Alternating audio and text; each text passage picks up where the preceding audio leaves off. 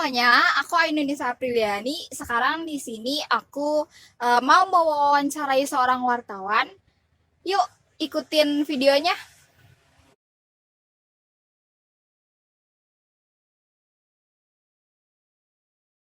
Halo teman-teman, saya Andi Hidayat dari reporter dari wartaekonomi.co.id.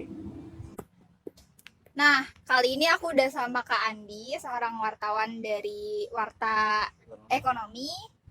Kita langsung aja ya Kak ke pertanyaan pertama. Kakak kan seorang wartawan. Tentunya pasti mengenal dengan baik dunia jurnalistik kan ya. Yeah. Ada apa aja sih Kak bentuk-bentuk jurnalistik yang Kakak ketahui? Ah, eh, bentuk bentuk itu macam-macam ya. Kalau bentuk kayak tadi jurnalisme kuning juga itu juga salah satu bentuk jurnalistiknya.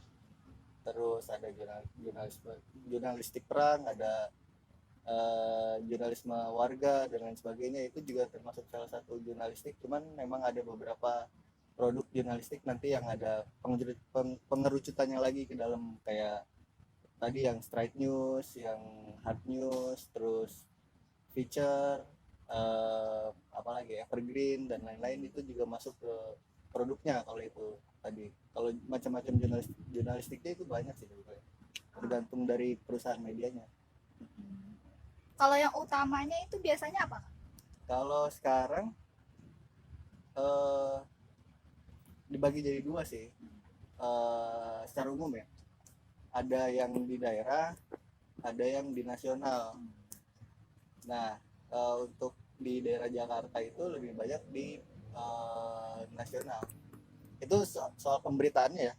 Pemberitaannya itu lebih banyak di nasional kalau di daerah Jakarta ya. Kalau di daerah-daerah biasanya ada lagi kayak Tangsel Pos, itu cakupannya cuma di Tangsel. Jadi cuma wilayah Tangsel aja yang Iya, diberitakan. iya, iya. Lalu perkembangan jurnalistik setelah kakak menjadi wartawan, apakah kakak merasakan perkembangan itu? Perkembangan pasti ya, pasti ada perkembangannya, apalagi jurnalistik sekarang itu banyak platform penopangnya, kayak media sosial juga itu jadi salah satu penopang dari jurnalistik. Terus ada platform video kayak YouTube dan lain sebagainya, itu juga jadi salah satu penopangnya. Jadi secara gambaran umum sebetulnya jurnalistik sekarang perkembangannya ya bagus gitu, pesat. Dan juga banyak media-media baru yang eh, apa ya, cukup cukup kompeten lah dan siap bersaing sama media-media kawakan sekelas Kompas, kelas Tempo. Ya salah satunya Narasi. Narasi juga kayaknya dia baru 4 tahun, tapi secara isi, secara muatan-muatan isu itu juga bagus-bagus Narasi. Dan itu salah satu perkembangan dari jurnalistik itu sendiri. Lalu apa pendapat kakak tentang perkembangan media digital dan pengaruhnya terhadap jurnalisme tradisional?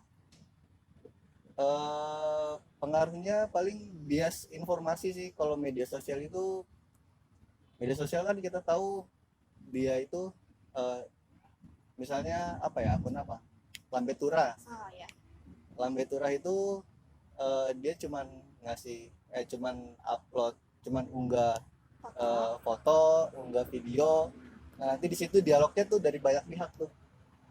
Nah, itu keterbukaan informasinya lebih lebih parah. Di situ bisa nimbulin bias informasi ke yang ini benar atau salah, yang ini benar atau salah. Nah, sementara di jurnalisme tradisional itu kita masih apa ya, ngutamain unsur-unsur dari fakta, aktual, informasinya ada.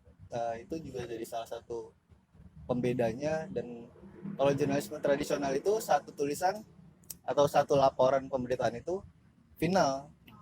Jadi udah nggak ada dialog dua arah, nggak ada informasi yang bias. Sekalipun memang ada beberapa media yang akhirnya naikin pemberitaan tapi ternyata informasinya keliru dan lain sebagainya. Itu juga itu, tapi itu eh, soal teknis aja sih gitu.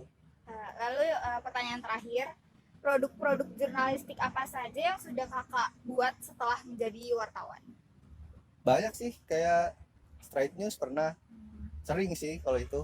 karena itu tuntutan utama buat jadi jurnalis itu kan, bisa nulis straight news, bisa nulis cepet. Nah terus feature pernah, eh, apalagi jurnalistik ke jurnalis jurnalisme sastrawi juga pernah, jadi cara nulis laporan pemberitaan tapi pakai unsur karya sastra itu juga pernah.